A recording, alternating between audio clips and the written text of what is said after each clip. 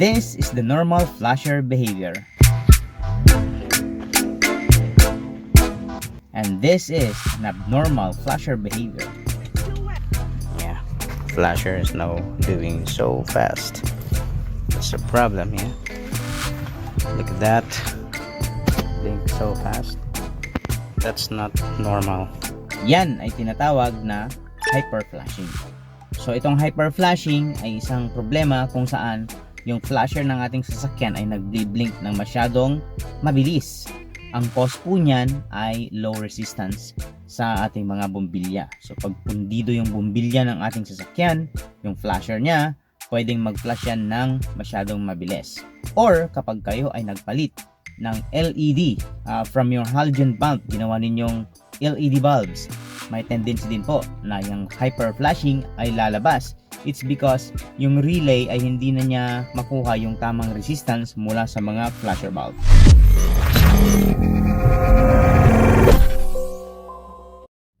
Okay, so may tatlong approaches ang pwede natin gawin para ma-solve ang hyperflashing. Ang una po dyan ay lalagyan natin ng mga resistors ang bawat bumbilya doon sa bawat socket nang sa ganun ay ma-match yung resistance ng dating halogen bulbs doon sa LED bulbs na ating nilagay. Ang pangalawa naman ay bumili tayo ng LED bulbs na meron na pong resistor sa loob. Nang sa ganun ay magmamatch pa rin yung kanyang resistance doon sa halogen bulb natin pinalit. At ang pangatlo at ang pinaka-recommended ko at yun ang ating gagawin ngayon ay palitan natin yung flasher relay ng flasher relay na para naman sa mga LED bulbs.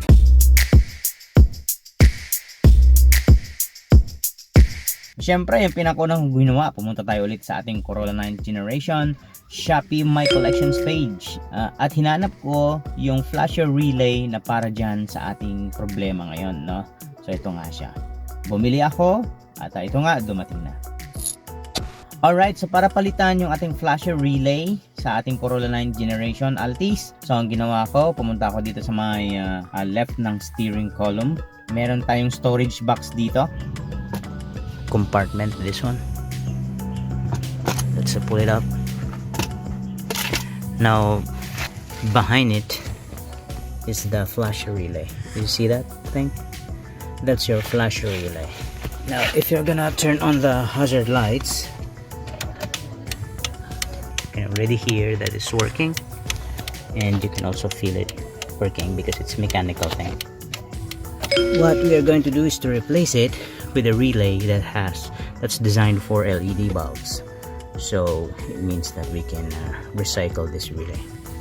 Now it's very hard to pop it off. It's very hard to pop it off by hand like that. You can just pop it off. You find it hard to do. So what I did is that I simply get a screwdriver and jam the screwdriver here between the block and the relay itself, and then you have to wedge it off and the relay pops up like that. There you go. So you now have the relay already lying there. What to do is to pull it out like that. This one is the big one, so there's a clip here this side. So what I'm going to do is I'm gonna jam a key here, there, and there you go. And here comes the relay. You can see it. Now I have bought a relay, flasher relay, that will solve this problem. Okay, here it is. This is the relay that I bought.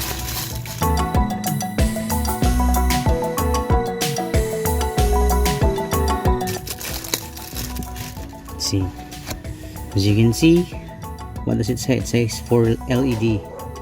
Now this is what we're going to replace this one. So they look exactly almost the same. The connections are also the same, and even the tabs, the back. The only difference is that this one is lighter compared to this one. I don't know what's the difference, but they're not that so different, no? Okay, so there's one way to test this one out, if this one will solve our problem. Now let's return it. Now let's put back the, okay, here's the tab, and here's the notch. So it should be like this. There you go. Now let's test. Right, so the key is on. Let's operate the... Alright, can you hear it working? Alright, so as you can see, the flasher is already working, and I can reckon that this is also a mechanical flasher, only this one is very light compared to the other one. Right, so let's change it. Right, see, you can hear the clicking sound. It's normal now. Okay, so the indicator on the dashboard is also working properly, and I also expect that the other flashers are also working properly. There you go, problem is solved. Okay, so if you want to buy this relay here, I can provide you with the link. The link is in the description of this video. You can also see it in the comments. Now let's turn the flasher off.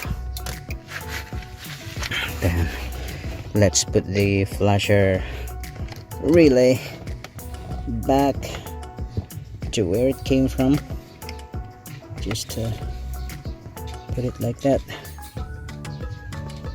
There you go, it clicks into place, and there it is. Problem solved. Ayan mga kaibigan, so solved na ang ating problem. So yun lang ang pinakamagandang gawin at pinakamabilis pa, no? So kung may problema kayo ng ganito at nag-upgrade kayo from halogen bulb to LEDs, this is the best solution. Now once again, if you want to buy the flasher relay para dyan sa ating hyper flashing problem, all you have to do is visit our Corolla 9th generation My Collection page, or just go to the description of this video at nandyan na ang link ng product na ito. This has been Sir PJ. Sana may natutunan kayo sa video na ito. Kung hindi pa ka-subscriber, please subscribe at dumami naman tayo sa channel na ito. Please share the videos also sa mga kilala ninyo na may Corolla 9th generation, nang sa ganon ay matulungan din natin sila. See you soon. Bye.